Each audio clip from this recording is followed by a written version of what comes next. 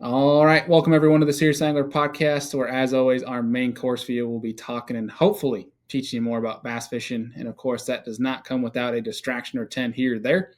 Whether you guys are here to learn or to hear some bass and banter, you guys are in the right spot. As always, I'm your host, Bailey Egbert, and joined with me is Idaho's finest, Mr. Adam Deacon. Deke, we are captainless today. I know Unfortunately, it. Andy has some family stuff going on, but hopefully all is well and we'll be back rocking. But what's going on in the land of the Idahos? Man, dude, it is you know, post post derby season, so chilling a little bit. Nice to be not traveling as much, but the more I keep, looking at the boat and thinking about winter fishing, just kind of got done with some winter fishing on Clear Lake. It's like, gosh, I got to get out. It's going to be gone before we know it Mm-hmm. here, right? And so just thinking a little bit about that, thinking about the holidays and chilling, and then man, derby season. At least I think I'm gonna run out in January back to old California to get some pro am. There's a one bass event. There's a couple things going on, so I'm looking at the schedule hard and thinking maybe I will not take too much of an off season here. January, there's not much going on outside of you know podcasting, ripping, that sort of stuff. So there's some opportunity to maybe go hop in some winter events. Yeah, I feel that there. I'm kind of already getting the itch for next year's schedules, and I can't say I have an itch for fishing in New York at the moment for next year because that's probably not going to come till April. So I got a little ways, Yep. but more of the itch to. I'm starting my year down in Florida in February, and I'm already like doing what I did last year, where it was like I'm gonna go down to Florida on this date, and then I'm like, you know what, I can go down a week before. Yeah, I can go down 2 weeks away and trying to like schedule things out and think about podcasts to do with some folks in person and all that stuff. And it's just like, yeah, you get the itch when it's like my days are. I need to either get out within the next 2 weeks, or I'm probably not going to get out anymore, especially kayak wise, unless Yep. I force Andy against his will to get his bass boat out of the garage. But yeah, definitely numbered here in the Northeast anyway. But we definitely have a good episode ahead with Mr. Yes. Matt Becker talking about some winter fishing, specifically for Highland Reservoirs. We know this speaks to a lot of folks, and it's one that uh, I think is niche, but not too niche in regards to basically the whole Southeast, the Central. All of you guys can relate to this for Highland Reservoirs, especially people that are trying to learn from that fact. I mean, I guess technically, like Don Pedro and all that stuff in California would be a Highland Reservoir, wouldn't it?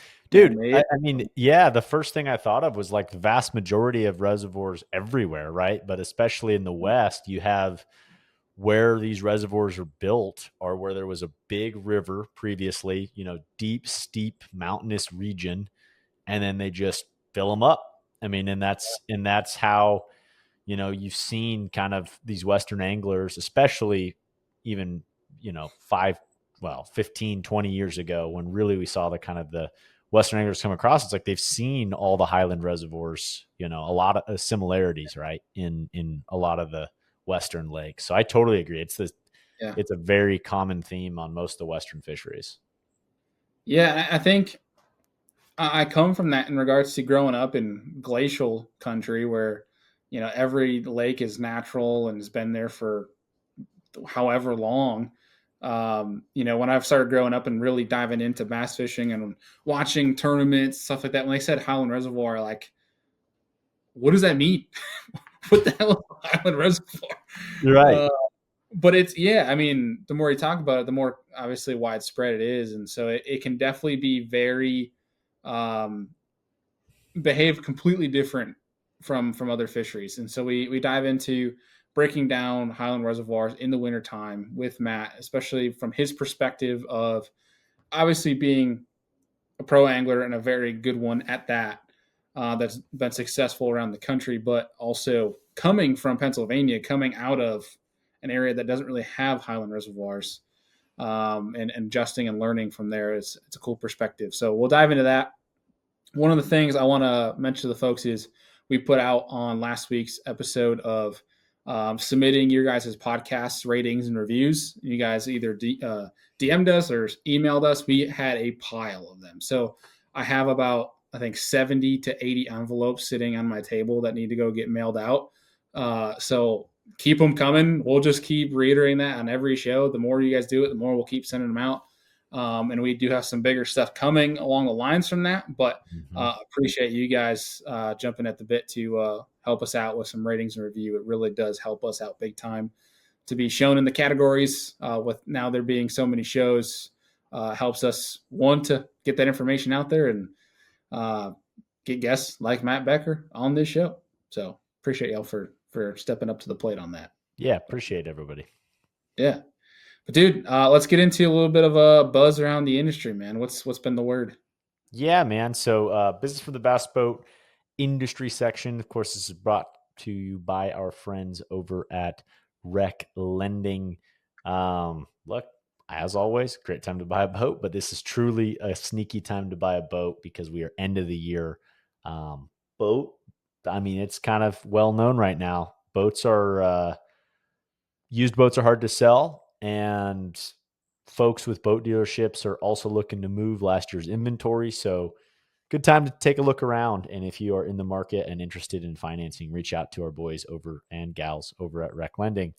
But yeah, man. So number one, probably, big drama, Bassmaster Open stuff going on related to polygraphs, etc.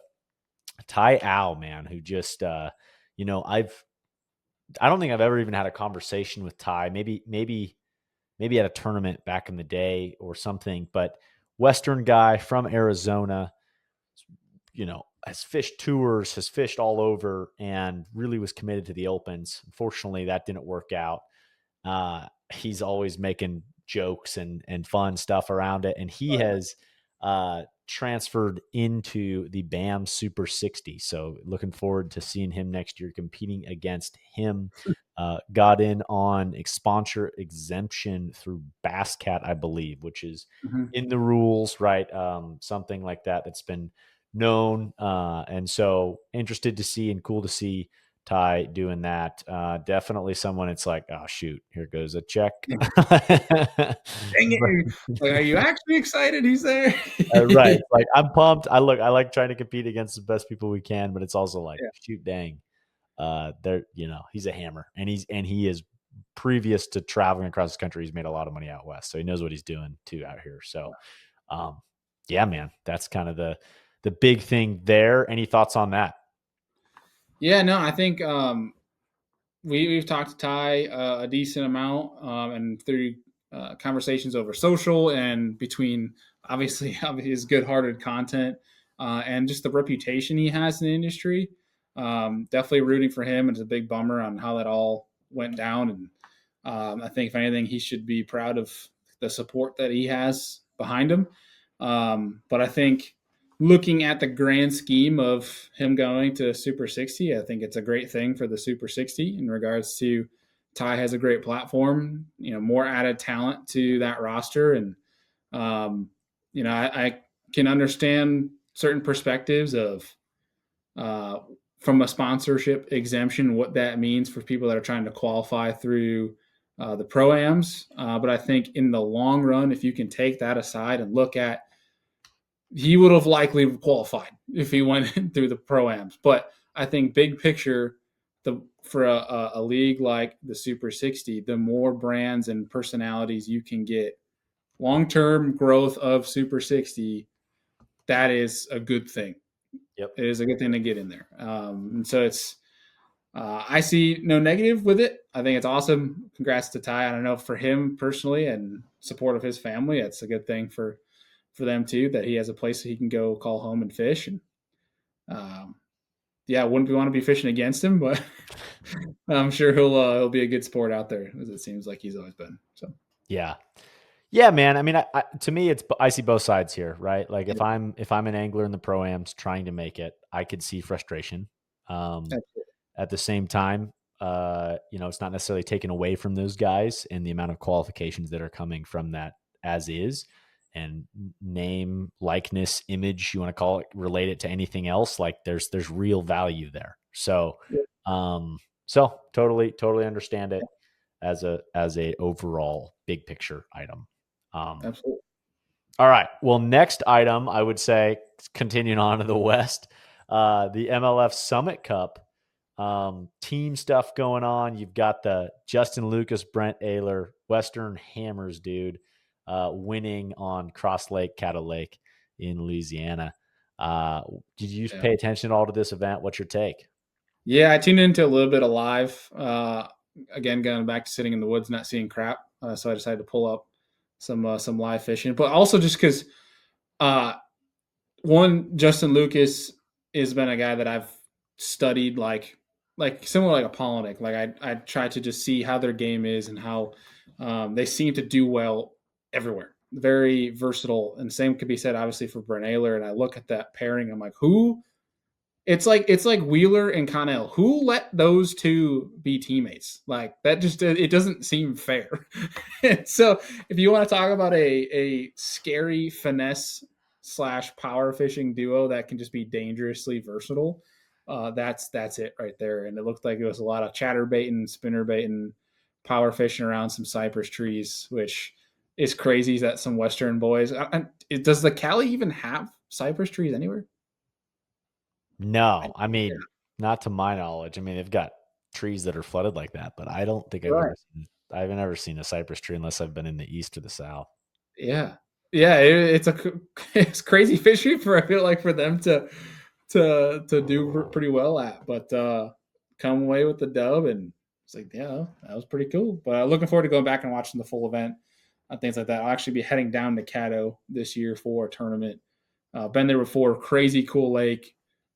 It's a shallow cypress hydrilla fishery that is kind of wild. One thing happens one day and it's completely 180 the next. So it's kind of Florida-y in that respect, but Dang. cool deal. And then yeah, some more buzz happening in other trails as well. Yeah, man. The NPFL roster announced. Interesting kind of messaging. I wasn't sure. I didn't fully understand the 130 anglers, but they're still accepting Yeah, applications.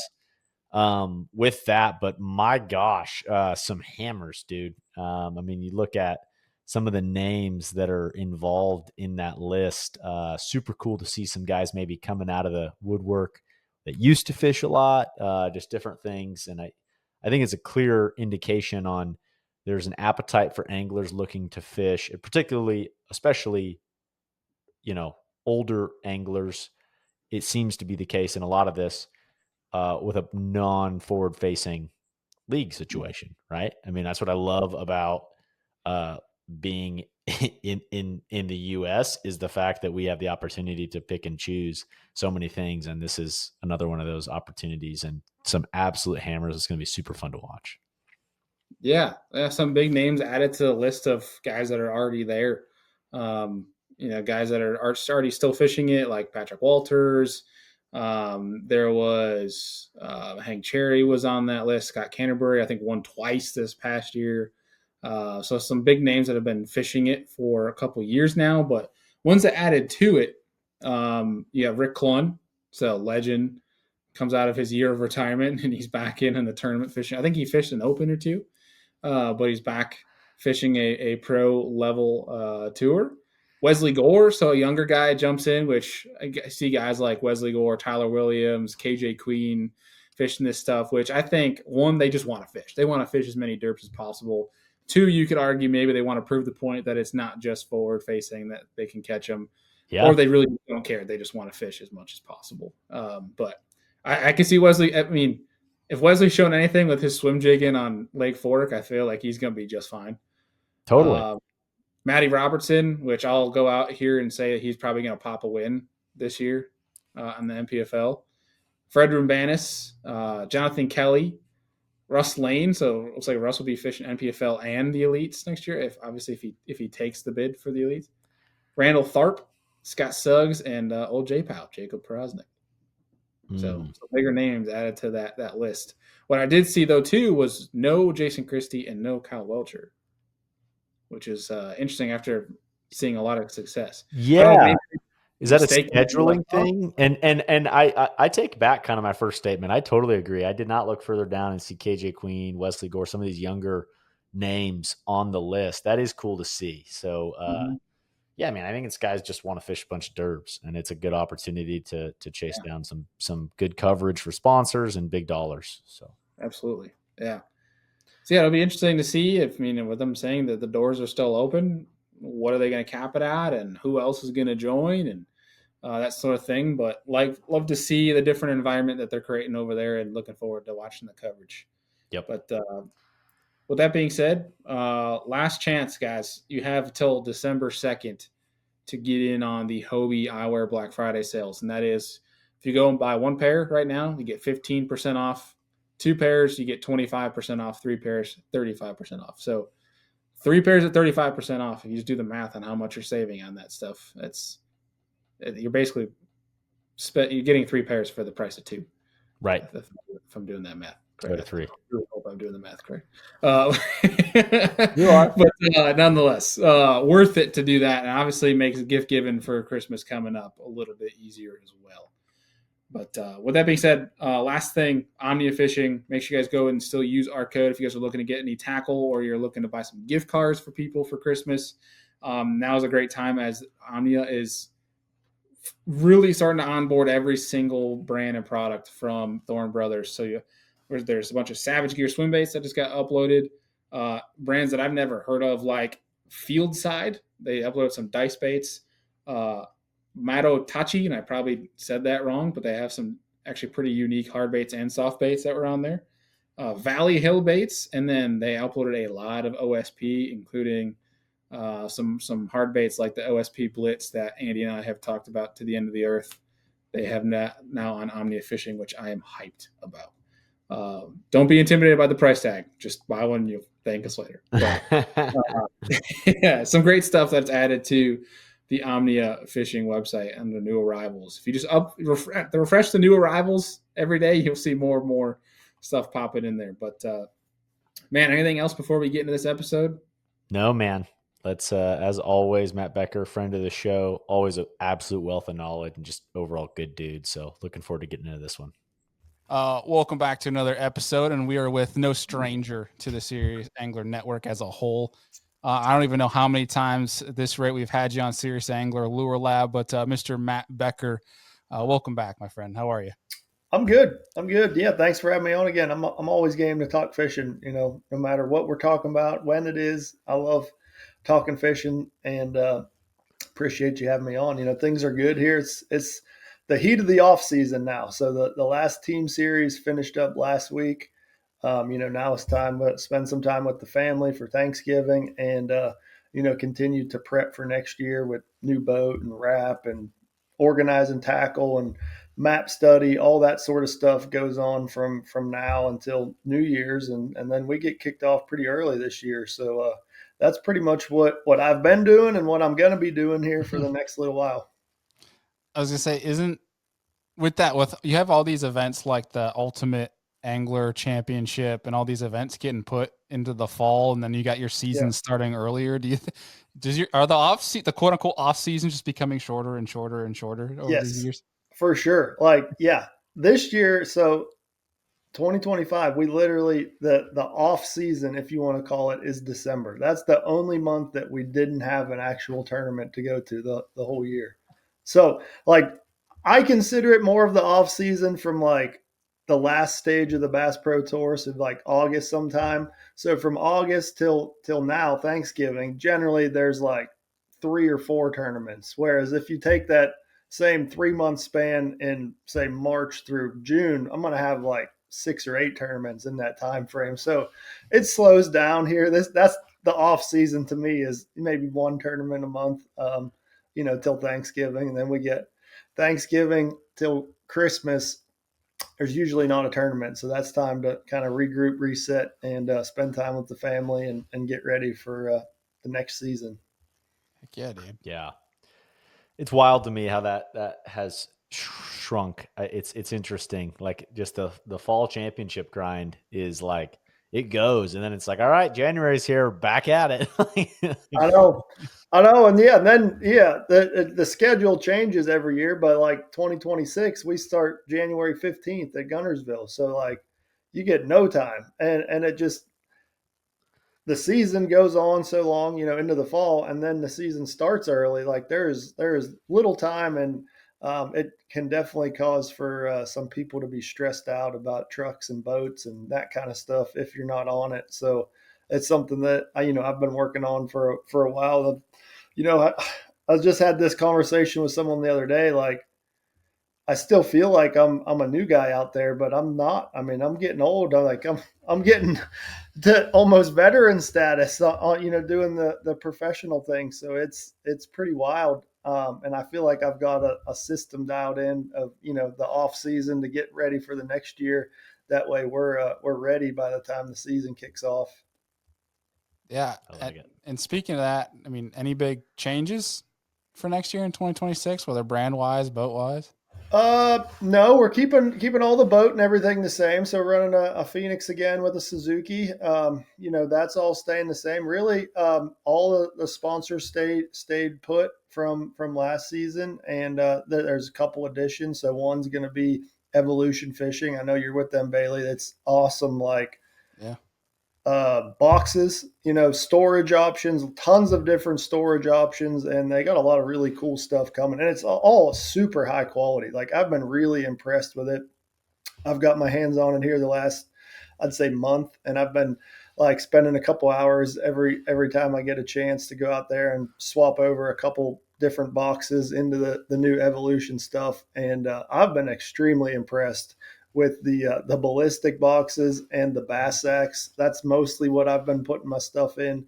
I was able to take like a waterproof Plano, the deep Plano, and basically take everything I had in there plus another one, or basically one and a half of those, and fit it into one of the deep hanger ballistics. Mm-hmm. And it's just been really, really cool. And like I said, it's extremely high quality stuff. So that was an awesome add to our brand this year, because I love high quality stuff. And honestly, it started out of a necessity. So last season, I had a little bit of an incident at one of the tournaments where the Airbnb we were staying at, I had to back uphill and the boat was facing down. So if it rains, that water doesn't drain out of the boat. It actually runs to the front of the boat and then comes up the drain holes and fills up your tackle compartments because it's designed to drain back. So it did the opposite of draining. It went forward. So basically, I got back from the tournament, and there was a storm popping up, and I got lazy, didn't put the boat cover on, and it rained like an inch in an hour and just filled my boat up. And all of my so-called waterproof boxes were not very waterproof, and they were full of water, and I was not happy. So I started looking for better options on what I could find that would protect my stuff a little bit better, and I stumbled onto the Evolution stuff. I bought some of them. You've been using their glide bait bag for a while. That thing's awesome. And then just reached out and said I love the stuff, and now we're working together. So it's really cool how that all worked out together. But yeah, it's awesome stuff. Yeah, they're good people, man. Thinking out like simple things that we think couldn't be innovated on, but doing stuff that's creative. But I'm excited for that. I didn't even know you joined the team. That's awesome, man. I'm excited for that. Yeah, well, I don't think that's been announced yet, so that may be some breaking news right here on the. There we go. But yeah, that is that's happening for sure. I'm excited. We'll get a call from Reese. He's like, dude, we weren't supposed to talk about this. Yeah. But I gotta ask, dude. I mean, if you had to guess the range of cost of lost tackle from your stuff getting. Oh my gosh, just the rust alone. I mean, I'm still finding rusty split rings or hooks or whatever. Worst. I mean, gosh, dude. I don't know if I lost a ton of money in tackle. A lot of annoyance, that's for sure. Like the rusty split rings you got to swap out and stuff. But it was more so just the frustration of the time and the aggravation of it. Like I had 2 boxes of jackhammers that were completely full of water. They were literally just to the brim full of water. So like, and I kind of still had them in the clear plastic that they come in.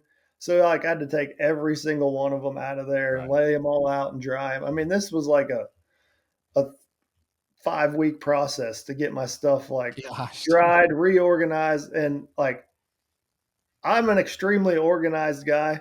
So when my stuff is a mess, like it really, really bugs me.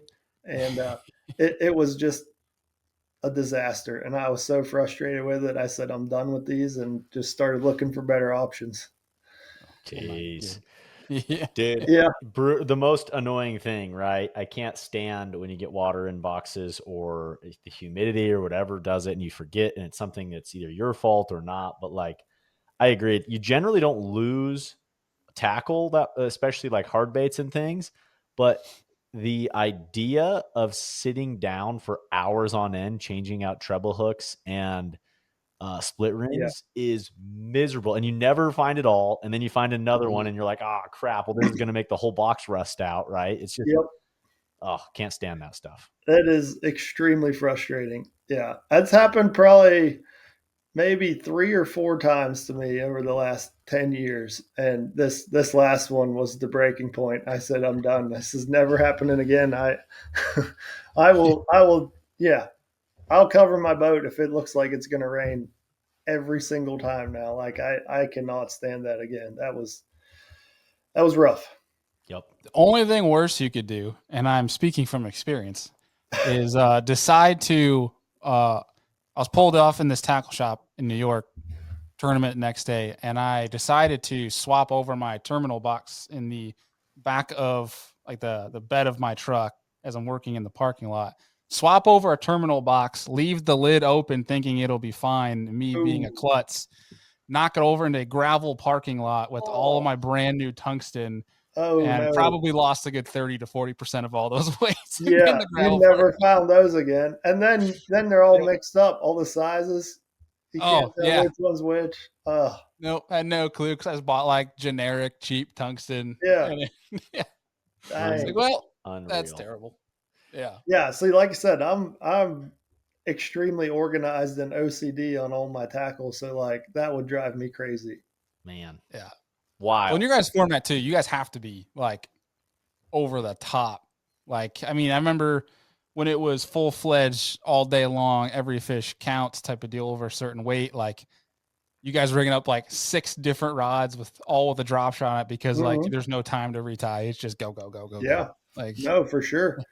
If I can do something now, in the off season that will save me 2 minutes when I'm on the clock at, stage 3 this year, like that is beneficial to me. And I feel like I owe myself that. Like, I feel like if I don't do that, I will regret it later. So that's just how I've always been. And I just kind of have to do it at this point. I mean, I don't go crazy and change out every single hook. I probably should realistically, but I have a lot of, any of the normal baits that I would use. Like I have those with good hooks on them ready that I, can just grab out of the box and be ready to go and not have to sit there and change trebles or anything like that. But it's been a lot, but once it's all done, like I'm going to be more organized and dialed in on my tackle than I've ever been.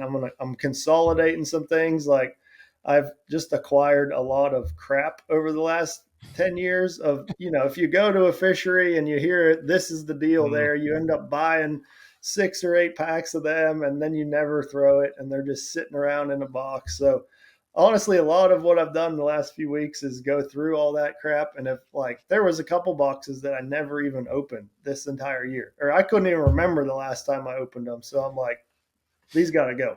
So thankfully the family's coming here for Thanksgiving. And I've got a couple bins out there that my dad and Brittany's dad are going shopping in, and they're leaving with some tackle and whatever's left. I'll probably find a local high school club or something and donate the rest to them. And heck yeah, dude. Just get it out of sight, out of mind, and then get my stuff consolidated, dialed in, ready to go. I like it. Heck yeah. Well, you're controlling the controllable variables, which is that's it. Which is good, man. Yeah. You have to. Absolutely. You have to do that. when it's not that way for everyone. Let's be clear. Like there's some guys that are absolute train wreck. Blows They're a me mess. away. Yes, me too. Every time I see them and talk to them, I'm like, how do you function? How does this? But it works for them, so that's fine. I'm not going to name the name, but at the Super 60 Championship this last week on Clear Lake, someone who's ridiculously good opened up his front rod or his tackle, main compartment on his Phoenix, and I just looked in and I was like, all this is boxes, like cardboard boxes from orders, right? And they were just spread out everywhere. And I was like, how do you even function? And he's like, I don't know, man, but I catch them like crazy. I'm like, yeah, you do. Yeah.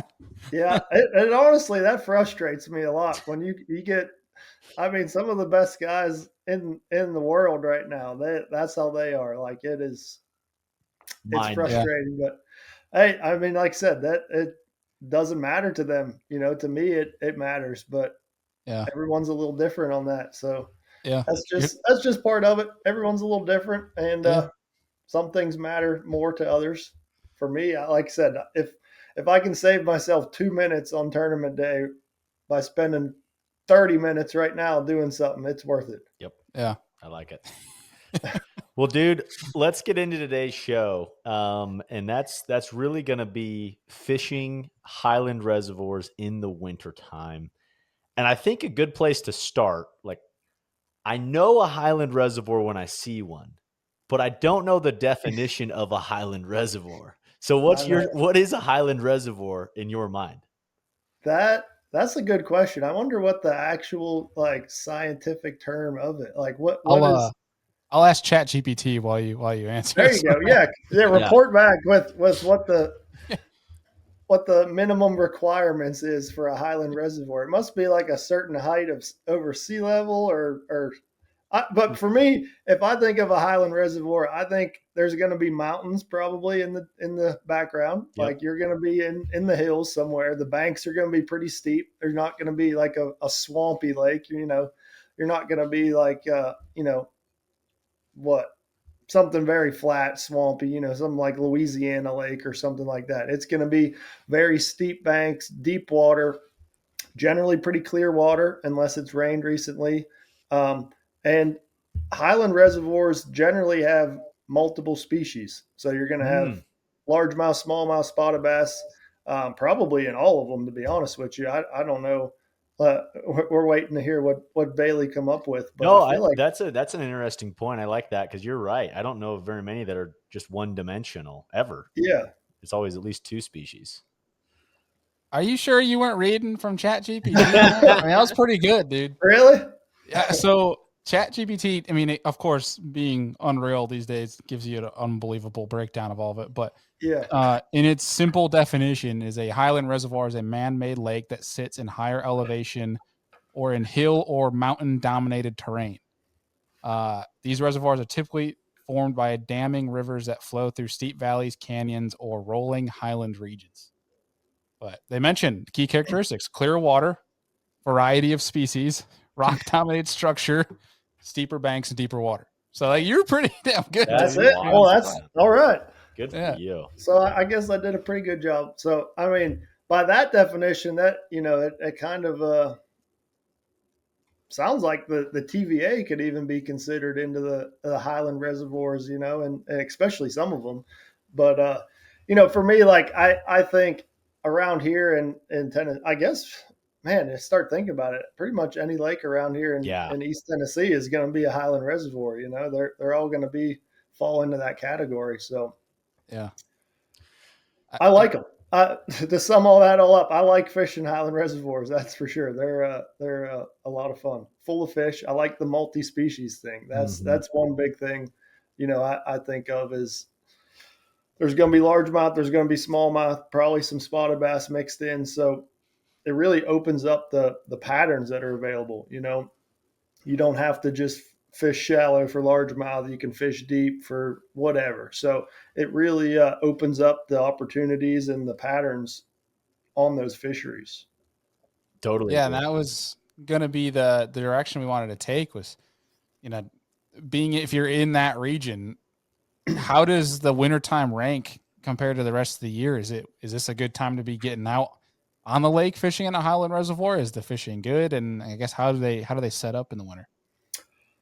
I think it's one of the best times of year to fish. Now it's a little bit of an asterisk there because, like I said earlier, this is the off season for me. So this is when I get to fish the most around here. So, I'm mainly speaking, when I'm talking about all this stuff, I'm mainly speaking about Watts Bar and Dale Hollow, those type of fisheries. Those are probably the two lakes I fish the most around here that would fall into that category. But this is the off season, so I get to fish here way more in the late fall into winter than I do the rest of the year because we're traveling to tournaments. I don't get to spend a whole lot of time here in the spring, a little bit in the summer, but it gets so hot, I really don't want to be fishing. So the fall and the winter is really the time I get to fish here a lot. And I think it's great. I think the fishing's phenomenal. I know Watts Bar has been great over the last couple months. It just continues to get better as it gets colder.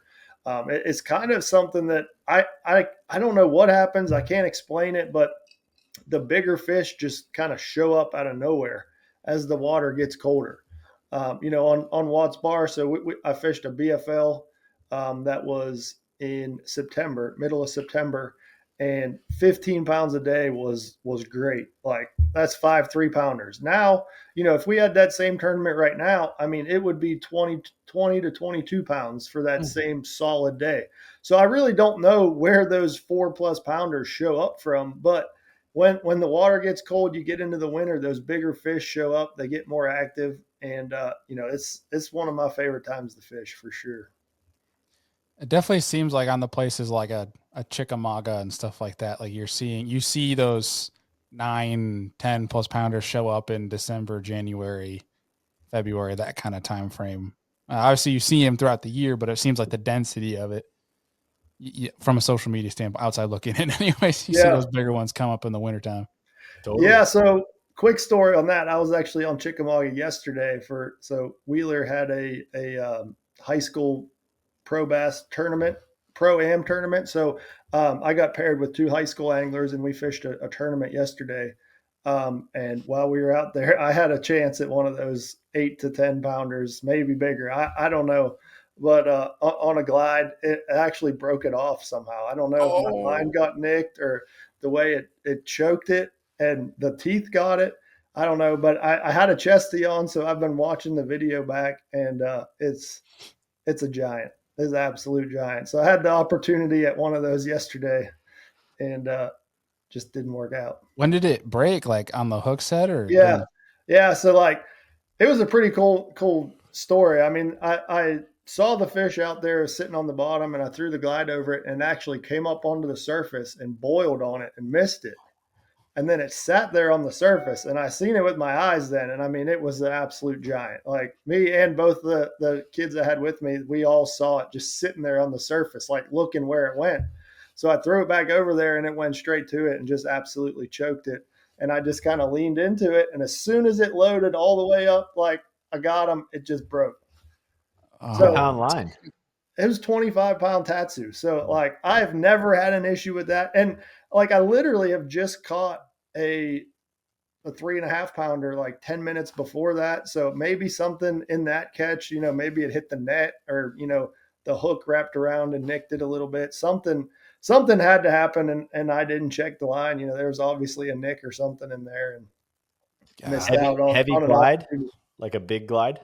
So it's a War Panda nug. I mean, it's on the smaller side. It's like a 7-inch bait. But my buddy Kurt Mitchell makes them. It's something I've been playing with a lot. So I'd say it's more on the smaller side. But it's like a perfect catching glide bait. It's not one that you're going to go throw and just get one follow a day. Like you can catch 2-pounders on it. You can catch 4-pounders on it. And that's the same bait that I caught an 11-pounder on at Chickamauga in March this year. My personal best. So I don't know if the one I had yesterday would have rivaled that. I really don't know. It's so hard to tell. It happened so fast. But looking at the video of it jumping, and then it jumped like 2 or 3, or tried to jump 2 or 3 times as soon as I hooked it and it loaded up, and then it actually stayed on the surface, and I was able to troll over to it. And I actually reached down and had my hands on it, but it freaked out and jumped into the side of the boat and then never saw it again. No. Yeah. Did you guys have a net? We had a net, but they were What do you actually mean? they were on the other side of the boat with the net. And it Oh, came up no. on this side of the boat. Yeah. And I just dove down and like I touched the fish, but it not enough to grab it. Gosh. Yeah. Brutal. It's That's one of them crazy. stories that, Yeah. Had to have been a 13. It was a 13. yeah, Yeah. there's no telling. Yeah. If it's State a fish record. story, maybe it was a 14, 15. Who knows? Who knows? State record. Now, at the That's time, fun. I said it was an 8 to 10 pounder. And after looking at the video, I think that's safe to say it was an 8 to 10 pounder for sure. Gosh, dude, that hurts so bad. Yeah. Isn't it crazy though too? Like you're like, yeah, it's a little bit more on the smaller side. It's about a 7-inch glide. Where I feel like 5 years ago, guys would see with a 7-inch glide, and they're like, "What in the hell are you doing with that thing? You go in shark fishing?" I know, I feel right? like it's crazy how much of a norm it is now. Yeah. Yeah. Yeah. It's a I mean, size.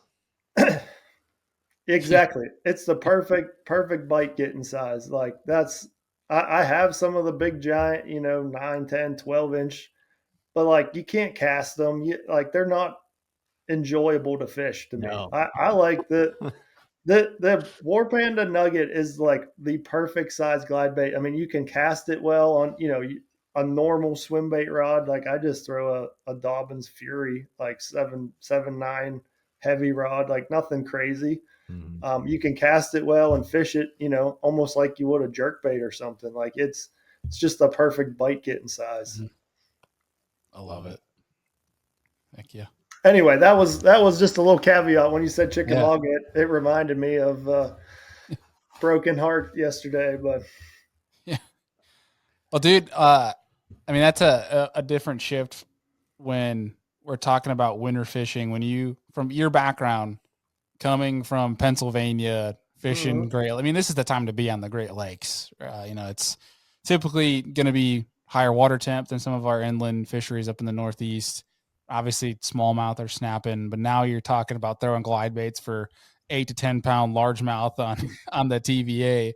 yeah, So, I mean, I guess how did your approach change coming from growing up in the Great Lakes and in Pennsylvania to now you're fishing Highland Reservoirs and kind of like learning that? What mistakes did you make trying to adjust to a Highland Reservoir?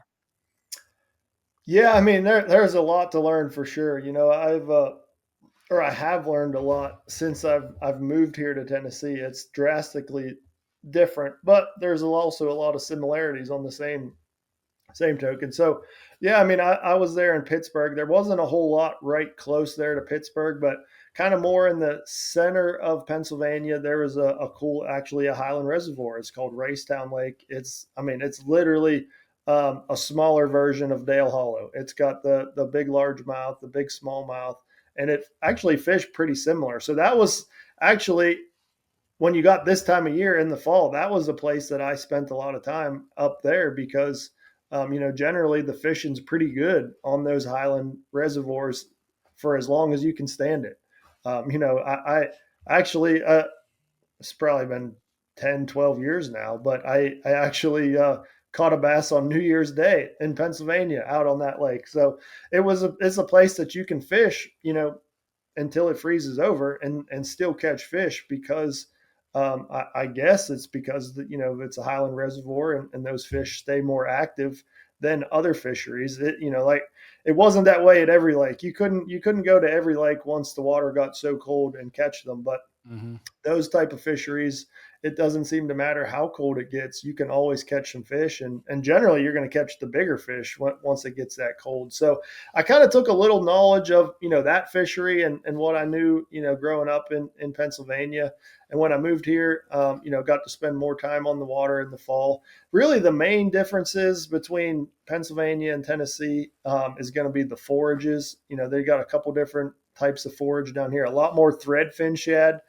down in Tennessee than you do in Pennsylvania. Generally, it was more alewives in Pennsylvania.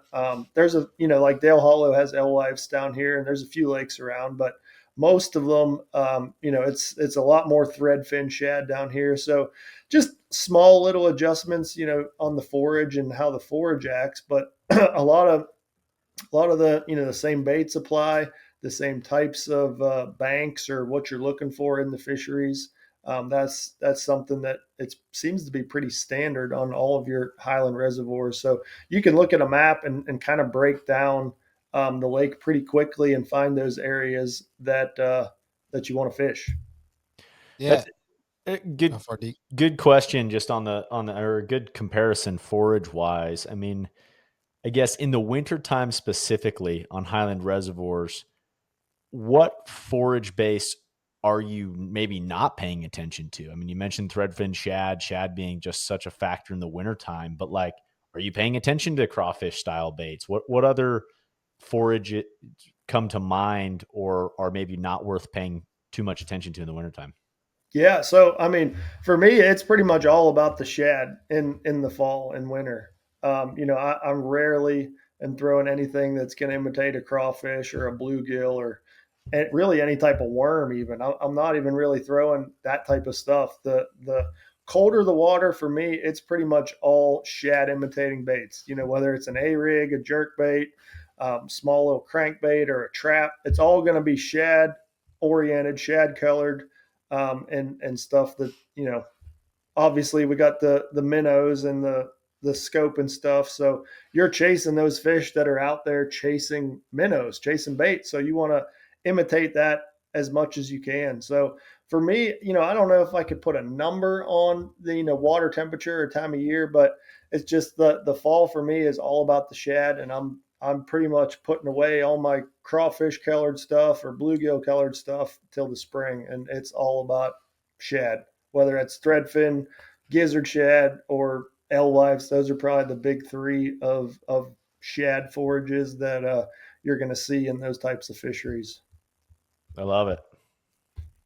Do you find that in the wintertime, as because you talked about alewives a little bit in Dale Hollow and how Yeah. up here anyway, the colder it gets, seems like the more alewives start dying off because they're a little bit more temperamental, like the super cold water.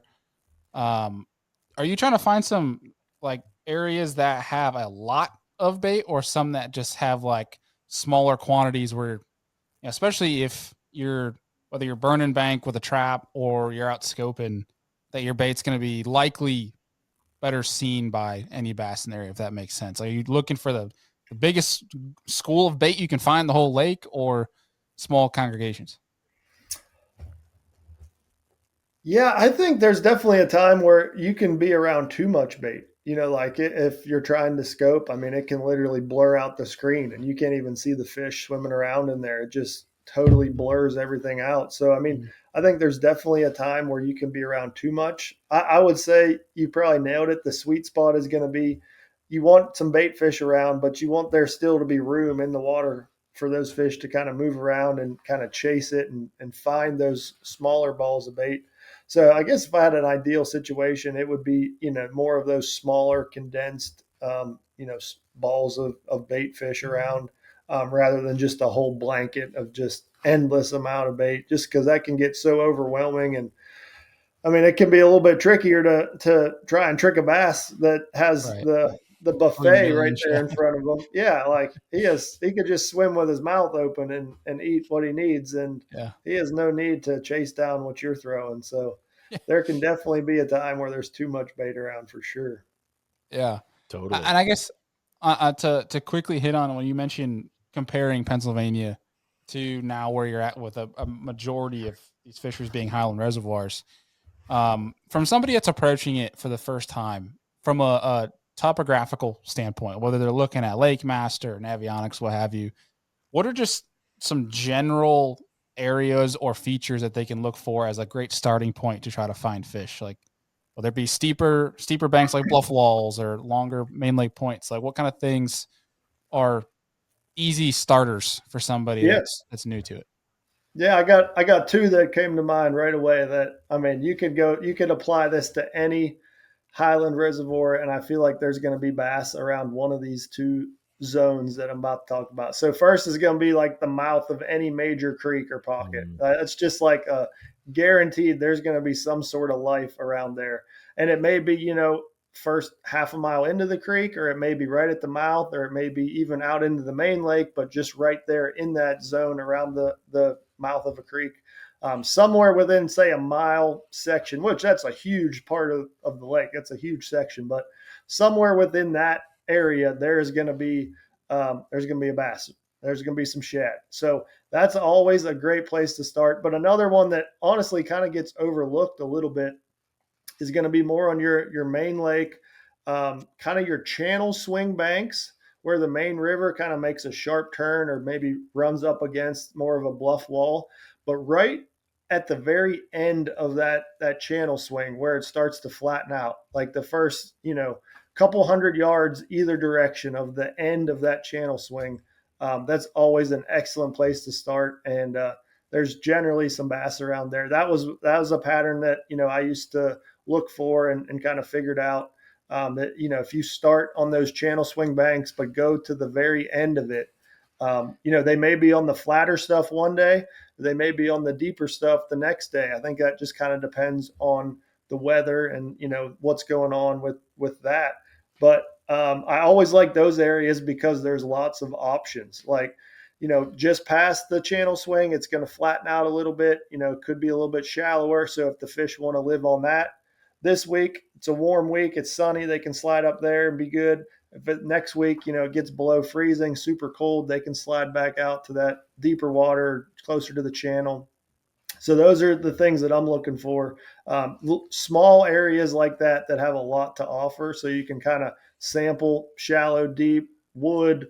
That's another thing is there's generally, if you got a channel swing bank, there's going to be wood mixed in. It's going to be rock more often than not, just because of the terrain of the Highland Reservoir. But there's going to be wood that has washed onto the bank or onto that flatter section there. So you're going to have a lot of different cover options in that small zone. So that's just a great place to start. And then you can kind of figure out what they're set up on and then, run that pattern other parts of the lake. So that's the cool thing about Highland Reservoirs in general is they're very good pattern fisheries because everything looks similar, looks the same. So if you figure out a little deal at one end of the lake, generally you can run it that whole way up to the far end of the lake and they'll be set up on similar stuff all the way through.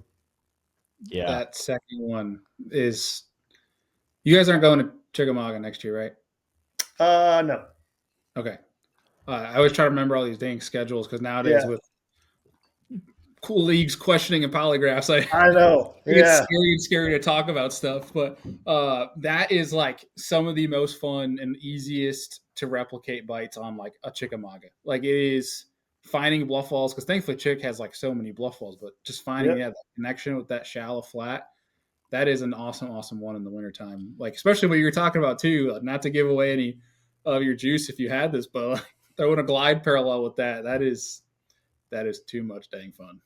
Yeah, no, that's for sure. Like that's fairly common knowledge. I mean, I guess, but it's they still live there, and that's the cool thing that I've learned about fishing in the winter. It can definitely be tough to find them, but when you find those areas that the bass use in the winter, generally they use them every single winter. They go back, or more bass will be in that area. They're there for some sort of reason, whether it's biological reasons or the bait has a reason that it goes there, or could be a current thing or whatever.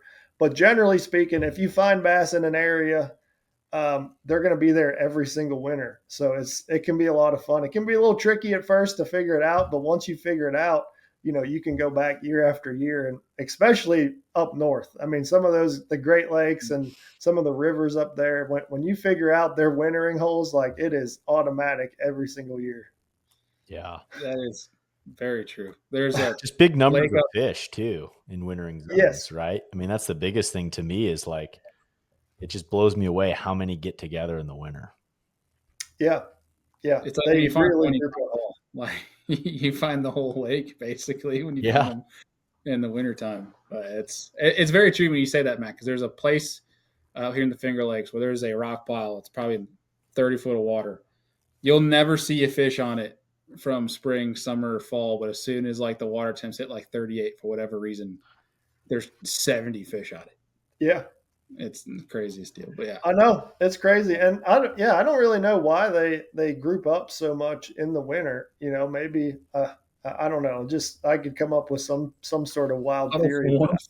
yeah, it's Well, body warmth. I mean, if we were all cold and out in the, yeah. I mean, we would just huddle up together, right, and warm each other up. So It's funny to me, and I just so many times I find myself relating fishing to hunting stuff. But like yeah, out west here, right? Like, and this is more of a forage based thing, so maybe it's related to that. But the same way, like the deer and the elk, mule deer and elk specifically, and antelope for that matter, like as we hit November, December, January here, like they go from being spread all over the landscape doing their own things to like everybody congregates, we move together to this zone and we winter here. Like that's just how mother nature works, right? And it's like bass do the same thing, walleye do the same thing, whatever. yeah, It's super interesting to me where that winter time frame when food is maybe not scarce is the right word, but like everything's slowing down and harder to do things, right? Just it's hmm, taking metabolism and all that. Like, I don't know. Super interesting to me. It's always blown me away too. yeah. That is cool. Yeah. That's Strength interesting. in numbers. I like Well, it. relating it back to, I guess, Highland reservoirs here. What's your take on watercolor in the wintertime on Highland reservoirs? Does it play a factor at all?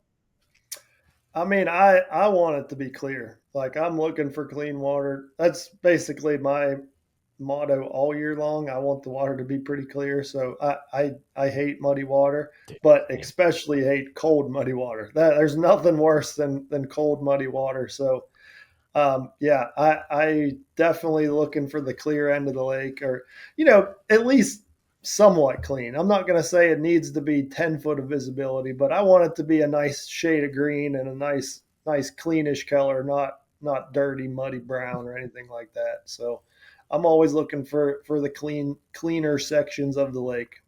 Mm-hmm. Not Like watching it. your black and blue jig disappear as soon as it hits the water. Yeah, I cannot stand that. I'm the same way, man. I've never been a muddy water guy. Like, get me in the clear Yeah, section of the lake. yes. It made the cleanest water possible. I mean, yeah. Every time we go to a fishery like that, I mean, last year we had a couple nasty ones. Like you follow Oklahoma, the water was super nasty, and Mm-hmm.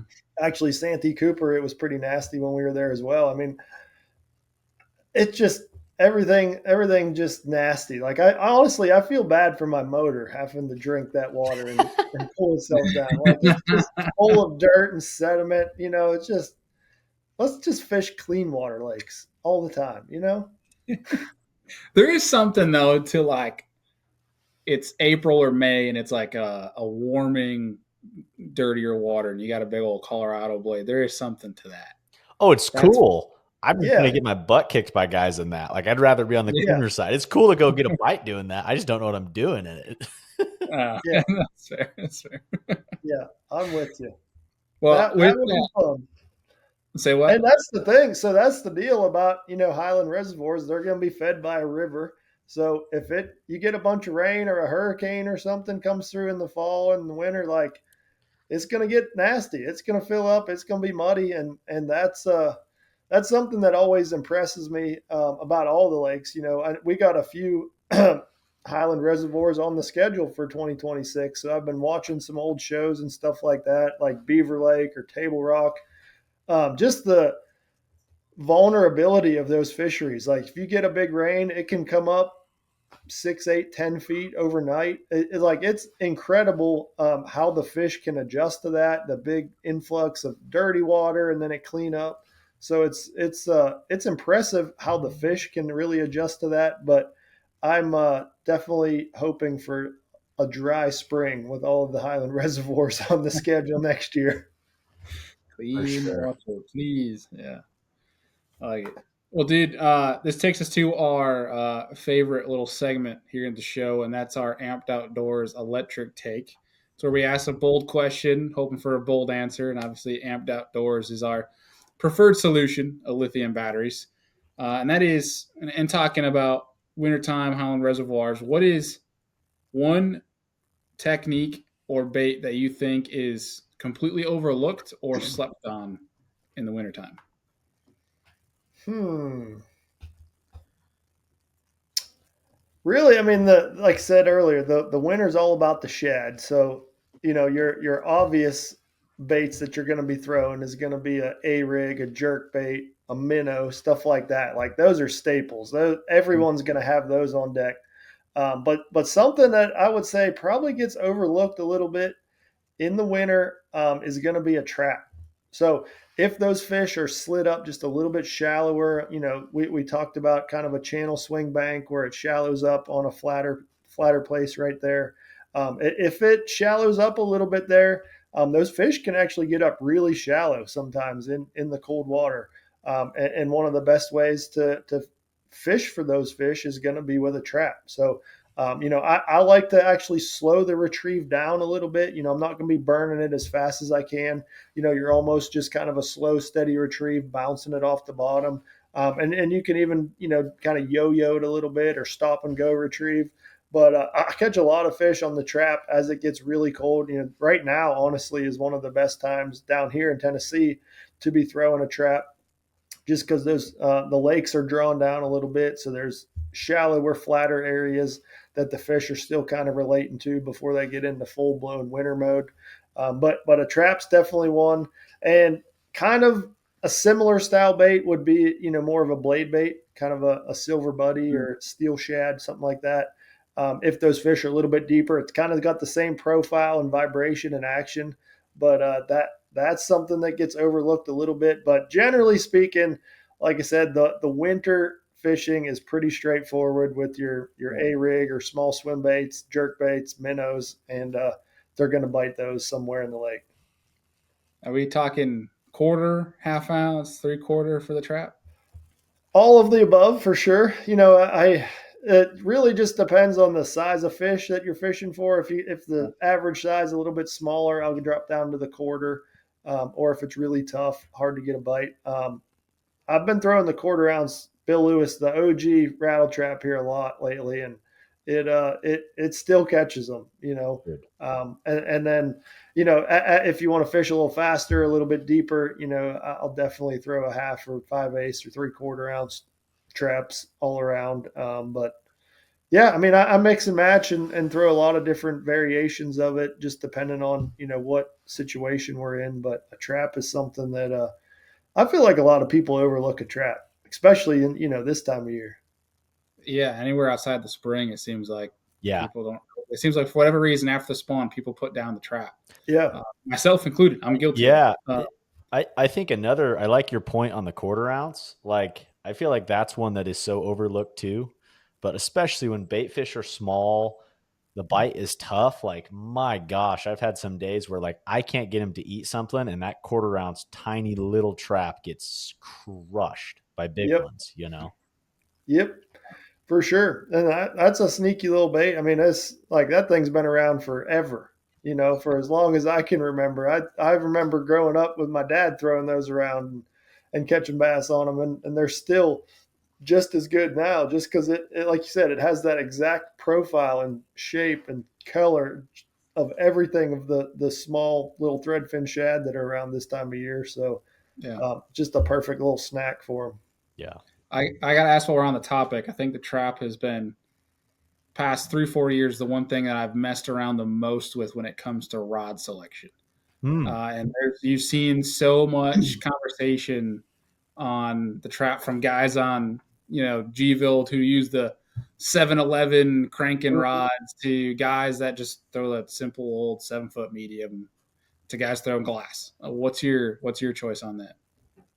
So if we're talking trap fishing as a whole, I throw it on two different rods. So the smaller quarter ounce trap we were just talking about, I throw on a shorter rod, almost like a jerkbait rod. That's a small light bait, so it's like a 6'10" or 7-foot medium heavy, something like that. But if you're talking more, regular trap fishing, ripping it out of grass or the heavier baits, I like a little bit longer rod, so I'll throw it on like a 7.5 or a 7.6 medium heavy.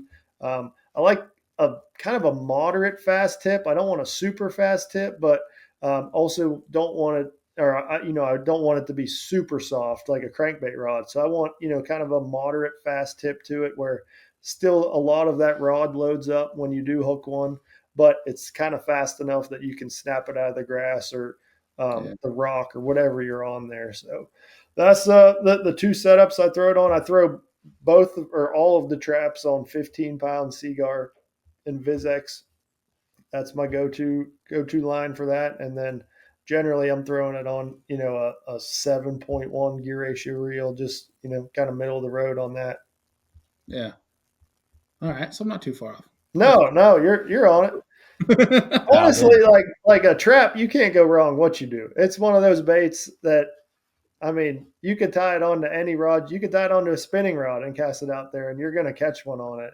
And you could, but there's things that you can do to make it excel a little bit better for the situation you're in.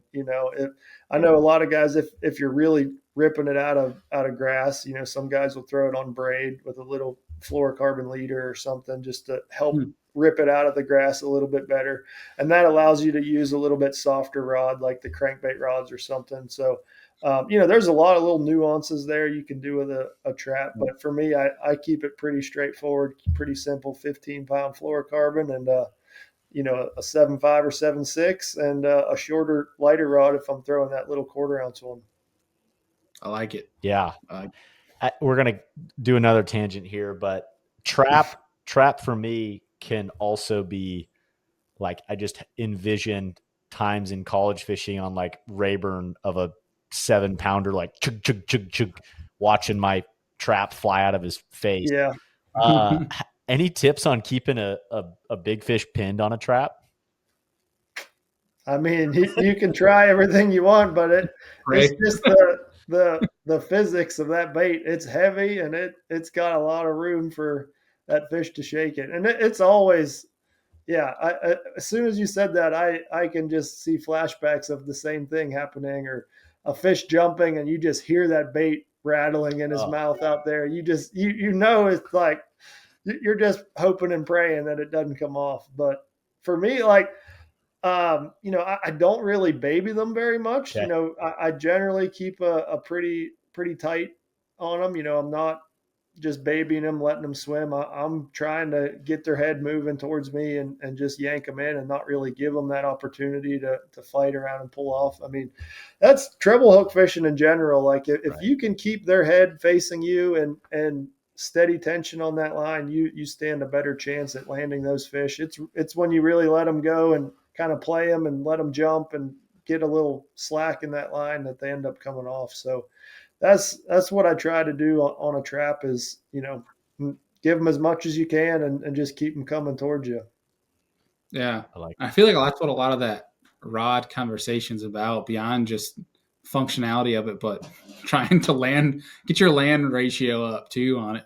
Yeah. Where it's such a hard bait. I mean, your ratio, you just got to know, like when you're throwing a trap, your ratio is not going to be 100%. Oh yeah. You're going to have some heartbreak, and chances are the ones you lose are probably going to be the bigger ones. Right. The one that has the mouth that's like this, and it can just slap side to side and come out. Yep. Yep.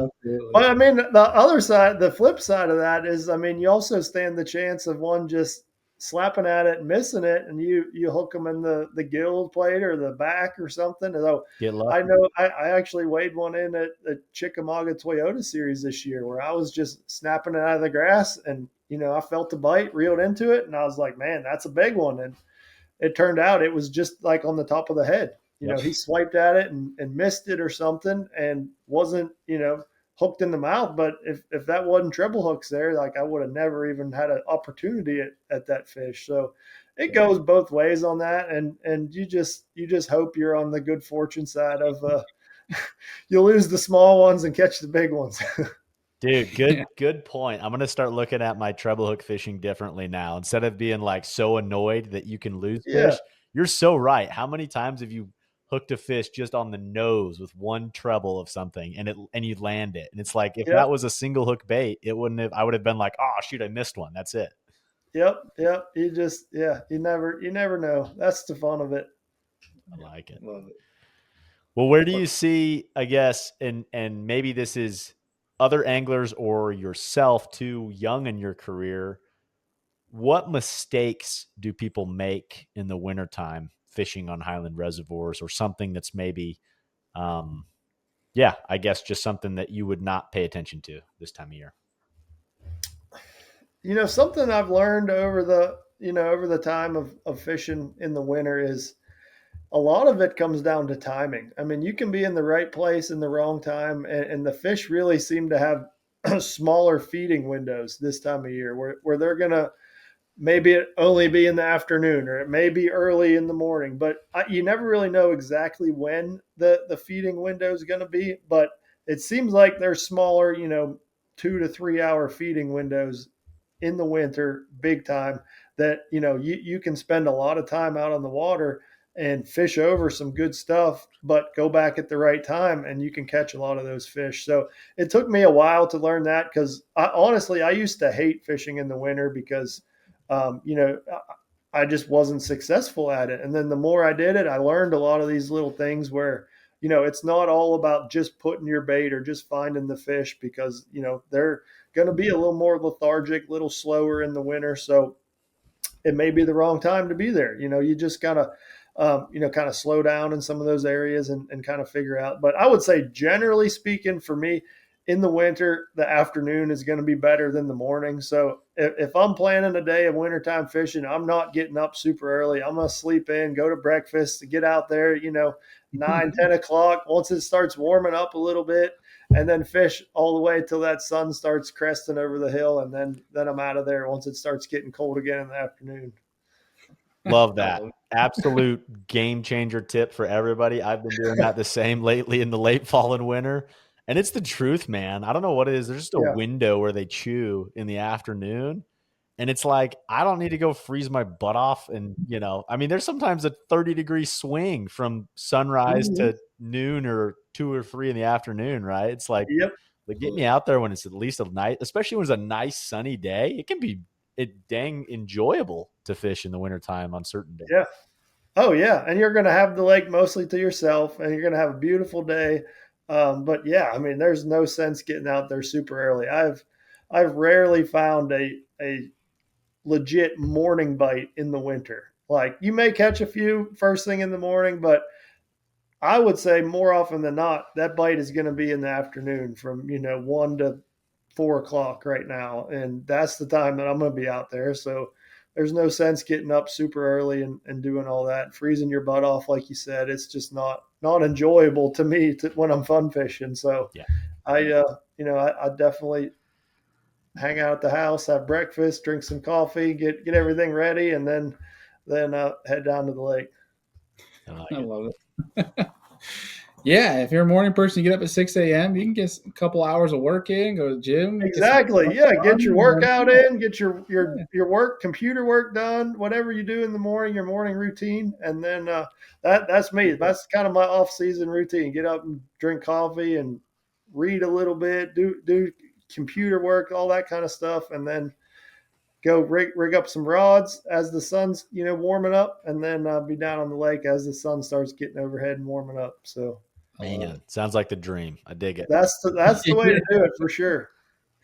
Heck yeah, dude. Well, man, we're gonna start wrapping up here, and with that, we'll have some more lighthearted questions to cap this one off. And with that, we'll kick it off to you here and ask you what pro angler on tour. So it doesn't have to be BPT, any tour. Do you most see partaking in a Renaissance fair? A Renaissance fair? What? Yeah. That is a tough one. Let me think about this. There's got to be a good answer to this. There's a couple that come to mind here. I need to start clips when I ask these, because I feel like we've been on a pretty good job asking some pretty outlandish questions in some Yeah. past episodes of just like, I think we asked Jordan Lee of like who he thought the angler with the highest GPA and the angler with the lowest GPA was. And we should definitely clip those and tag the anglers and let them just start Yeah. showing report cards. Let them figure it out. Yeah. I don't know why. I don't mean to steal any thunder if you're going to say him, but I feel like Ott Defo would be a Renaissance guy. Yeah, I could see that. Oh, that's what I was thinking. Like it's got to be someone who is. I mean, you got to be into some different things. You know, like like to go there, dress up. Like you gotta Yeah. be into a lot of different things. Like for me, I am like one track minded. Like I'm all in on fishing. I don't hunt or anything. So for me, that would never be me. So that's what I'm trying to think of, someone who's into a lot of different things like that. And I am not good at thinking about stuff like this on the spot. No worries. We don't prepare The, anybody, as you know. yeah, Yeah, that took me off guard there for sure. Yeah. I could definitely see too like a James Watson, but I more say that because I feel like you just give him a drink or whatever. I feel like he would Yeah, is game for whatever. He seems like a guy that can have a good time with whatever environment he's in. yeah, no doubt. I feel like that's where my head goes. Yeah, Bailey wrote this question. I was a little confused by it too. I'll be entirely honest. I don't know where this one goes, but the other side, not it's not that wasn't a dig, Bailey. I was just confused. But it's either going to be someone who's into a lot of things, or the only other friends that I have had gone to a Renaissance fair, their thought process was like, it's a great time to go drink a lot of beer and go people watching. And so I'm like, who would just want to like, stop in and have a good time and have a couple of cold drinks. And that's where you think of like James Watts and those type, that's where my head went with it. Yeah. I originally was going to ask who would do like a Civil War reenactment. I don't know why my brain went there. That was totally not a Chat GPT like help me find something creative. That was like genuinely in my head. Oh, I know that wasn't a Chat GPT question. I saw that. I said, "There's no way Chat came up with that one." Yeah. So Brittany has entered the chat. She's texting me. She says that she thinks it would be Ron Nelson. Ron Nelson. I love that answer. I could see that. I That makes a love lot that of sense. answer. Brittany That makes dialed in. Yeah. Ron is a very interesting man. I love Ron, but I could definitely see him being at the Renaissance Great Fair answer. for sure. That's a great. The easy answer, my first thought, what I was going to say, but it was because I was just hanging out with him, was Robert G. I could just see him wearing like a raccoon like around his head, just like, I could just see him. But that fits. That's even better. That's so. That was what first popped in my mind, but that was because I was just hanging out with him yesterday. So there you go. When it pops in your mind, you just got to start saying it. Yeah. I like it. That's good. That's some blindsiding questions there. I like it. Make you think. Keep you on your toes. I like it. We got one more for you. Okay. I don't know if I'm ready, but let's hear it. This one's not as bad. So okay. What non-endemic brand that is not in bass fishing right now should be here? What's a brand that would do well and make a killing in the bass fishing industry that's not in it?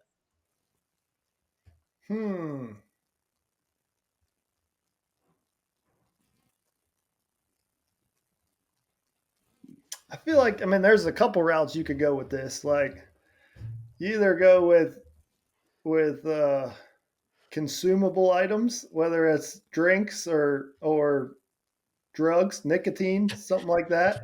Zin would be one that would absolutely excel, but I feel like most bass fishermen already Zin themselves. So would they really sell anymore? That's debatable, Good question. But they make a killing at the expo. I know that. Yeah.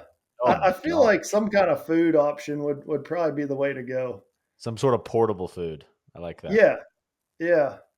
But I feel like almost everything has been tried like that. If you go back, maybe not right now, but if you go back, 10, 20 years ago when, Walmart was heavily involved with FLW, like there was a lot of that stuff that was, a sponsor at some point.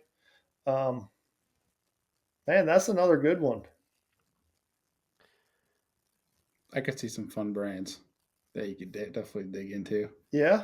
But what you got? Yeah, what you got, Bailey? What's your? Let's hear it. This is what happens when I sit for hours on end in the woods and don't see crap. This is the things I start thinking This is about. what you think about? Yeah, yeah. Well, for one, it's not really non-endemic, but we gave Bryant Smith this idea because he has a boat on the West Coast and has a boat on the East Coast to fish the two different tours. And I was like, dude, you need to go after Valvoline instant oil change and bring back the NASCAR suits for when you're on stage Mm-hmm. for how many miles you're putting on a truck. But I think with how as much as the professional bass fishing side, as much as the trails try to make them polished and quote unquote professional, I feel like bass fishing in its genes are like the blue collar drinking bush, like you're talking about popping in a zin, Yeah. kind of like it's very That's your demographic. Yeah, I feel like that is the route where I feel like there's some brands that haven't tried their hand yet on in getting in and kind of giving it a rip, but uh, my mind just goes to some wild stuff that would love to just see people try it with their hand with boat wraps and stuff. Like, Yeah. I'm chill to watch. Like, this is totally left field here, but we've joked about this on like people's boat wraps and stuff. Like somebody having a Marlboro boat wrap, whatever. Like fighter with a Marlboro boat wrap. Yeah. Dude, somebody's got to have a Trojan freaking boat wrap. Something like that would just be hilarious. Yeah. The question should have been what would be the best boat wraps? Like, what about like, and maybe we should save this for another show as a question topic, but like imagine a Chipotle burrito, like half unwrapped running down the lake. That would be sick. If it was sunny outside, you blind everybody. Yeah, also that. Yeah. Chrome. Bed fishing would be horrible. Yeah. Little Debbie by far would be the goat. Little Debbie. I like it. Good stuff. Yeah, that would be a good one. I feel like it's got to be some kind of food because we're all suckers for food. We need snacks on the boat, you know. Who just did it? Was it Lucas Lindsay? I think maybe has the Chick-fil-A boat wrap. Well, dang. G's got a little Chick-fil-A on there. Yeah. I've seen a few different people with the it'd be like a Chick-fil-A location, not necessarily the corporate Chick-fil-A, Right. but man, I mean, honestly, sponsorship opportunities are endless if you really start thinking about it and looking at like that's everywhere. Like every company could potentially use the fishing demographic to help sell more stuff. It's just coming up with the perfect idea, you know. I'm trying to tee it up for you so we can clip it and tag him. You know, trying to have like some Justin Hamner, Milo's energy. Yeah. Popeye's wrap would actually look pretty sick. I'm not a huge fan of Popeyes, but just the logo, like a big old orange boat wrap, could be kind of cool. Yeah, I like it. Yeah, but dude, we can go on and on for hours on end about different boat wraps. That would actually make for a pretty fun episode. Maybe around Christmas time we'll do it. Yeah, that's a good idea. Just spitballing ideas on that. Just thinking that would be really cool. I bet if I sat down and thought about it, I could come up with some pretty good ones, but I can't think of anything real good. Chat GPT and be like, give me the top 10 most outlandish bass boat wraps you could think of. Yeah. All right. One last question, tangent for everyone here is I have cleared away because of in off limits with Super 60, at least the last 30 days, using Chat GPT for research, but it's a public used thing. Is that allowed? Is it different because you can go like more in depth with things? Like, what's your guys' take on that? Has anyone asked a tournament director? I don't think that has been brought up yet, and there's nothing in our rules against that. I mean, I think that is still legal, you know, or I don't see why it wouldn't be. Right. You know, I personally have never done that, but I mean, if you even Google something now, it comes up with the AI overview. So like you can't get away from it. Like it doesn't matter what you do. Like you're surrounded by that. So honestly, it's kind of scary to think about. I mean, I know like Pangrak in some of his shows has just like asked Chat GTP like, how should I fish Grand Lake this weekend? And like it tells you like sections of the lake and patterns. Like that is pretty scary. But I mean, maybe I need to start doing that on some of these new lakes. Just take advantage of the opportunity that we have. I mean, it's crazy, but the technology's here for sure. And how long till that's built into like our fish finders, our Lowrance units, right? Garmin unit. Thinking about it, they've got to be thinking. Yeah, that's a good point. Like, yeah, oh man, it's going to be interesting to see where it's at in 5 years with all of it. It's going to be crazy. Yeah, we had some comment on our, I think it was our TikTok. Some guy was trying to he was going after people trying to say that mapping should be banned. And I'm like, buddy, you're going to hate where fishing's at in 5 years if you hate it with mapping. But yeah, brutal. I think the Chat GPT thing, I think that should be like Matt was saying with Google AI, that should be public information. But even Chat GPT Premium, if you think about it, like Omnia Pro, you pay for a subscription service, and that's legal. Right. That's a good point. I was worried about the payment side, right? But that's a good point. Yeah. You pay for even, Humminbird or whatever, maybe an app on your phone. You're paying additional money than what everyone else is doing. But like, are you getting a better advantage? That one doesn't. Doesn't make sense. Yeah, that's a tricky one for sure because you have that payment thing in there. But I think, and I think that, I mean, that's more geared to, so, you can say you don't go buy waypoints from somebody or, buy a card. I mean, there's cards online where you can look up, fishing spots for this lake and buy the waypoints. Like, so actually, I mean, now that we're talking through this, I had that conversation last year with Daniel Fennell, our tournament director, because I was going to buy a boat lane chip that it has waypoints on it for the boat lane. It shows you where to run a lake, but that was 100% fine. That's legal and under our rules. So, I mean, that's kind of a safety concern for us, obviously, making sure we can run the fishery correct, but that was permitted for us. So I assume everything should be good on your side, I guess. Yeah. You'd hope. Well, you think of it. I mean, I think that's what it comes down to with all this stuff, right? Is like the intent of the rule. Like, what's the intent of the rule? Is it, you aren't intending to break the rule by doing something like that. It's just an interesting time, man. It's something to like think about with everything now. And it's, yeah, you can say that. Yeah. But, well, dude, as we wrap this sucker up, anything the folks should know that's coming up for you, 2026, something they should keep an eye on? Nothing out of the ordinary. I mean, we got a busy year for sure. So I'm fishing the whole season of the Bass Pro Tour, and I also signed up for the Pro Circuit as well. So let's go. I got a full schedule. So be looking for me, hopefully on all the tournament results next year with Major League Fishing. But other than that, just keeping busy with content. We're going to do our best to keep the content flowing on the channel, even with the busy schedule, and maybe some more fishing or tournament type stuff onto the channel. But other than that, no, I appreciate you guys having me on. You guys can check out my channels everywhere. It's just Matt Becker Fishing on everything, if you don't follow already. So like I said, appreciate you having me on, and hopefully you guys can get out and do a little winter fishing here. This weather's been weird. Winter is like holding off for as long as possible, but I feel like it's about to flip and get nasty. So hopefully you guys can get out on the water a little bit before it does that. Yeah. Appreciate that. It's a good reminder for everybody, because I agree. I think we got like a week or two, and then it's going to be like, crap. We waited too long. Yeah. Yeah. I was sitting there leaving the woods today, and it was 50 degrees. I'm like, yeah, I should have went fishing today. Oh, that was poor life decision. As you know, Great Lakes in November, it is either no wind or 45-mile-an-hour winds. So there's either you're on the water or you're not. So yep. It is that time. But dude, yeah, for real, thank you so much for taking time out. You always have a seat here anytime you want it. And obviously we appreciate you. The folks appreciate all the information you drop every time you're here.